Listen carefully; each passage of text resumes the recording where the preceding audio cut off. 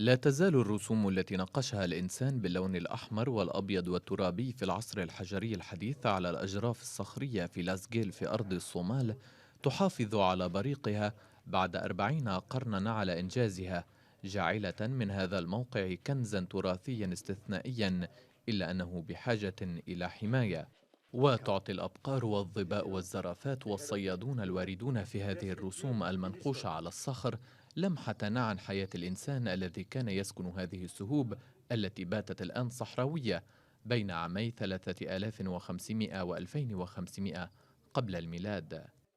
This site was discovered December 2002. اكتشف هذا الموقع في كانون الأول ديسمبر عام 2002. كان الفرنسيون والصوماليون يعيشون هنا، كانوا يبحثون عن بعض الفنون والصخور الفنية. Searching for some arts, rock arts, like that time. ويعتبر موقع لاسجيل من أقدم مواقع النقوش الصخرية المحفوظة جيدا في إفريقيا، إلا أن عددا قليلا من الحراس يحمونه ويطلبون من دون حماسة من الزوار عدم لمس الرسوم باليد. وهو يستفيد أيضا من العزلة النسبية لأرض الصومال التي أعلنت انفصالها عن الصومال عام 1991.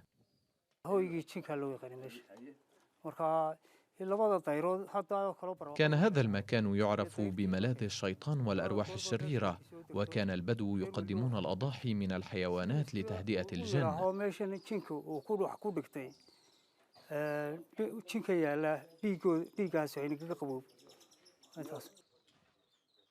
ولم يكشف موقع لاسجيل عن أسراره كاملة، فثمة كنوز أثرية لا تزال كامنة في السهول الصخرية غير المستكشفة كثيرا التي تمتد على أكثر من 900 كيلومتر حتى بونتلاند.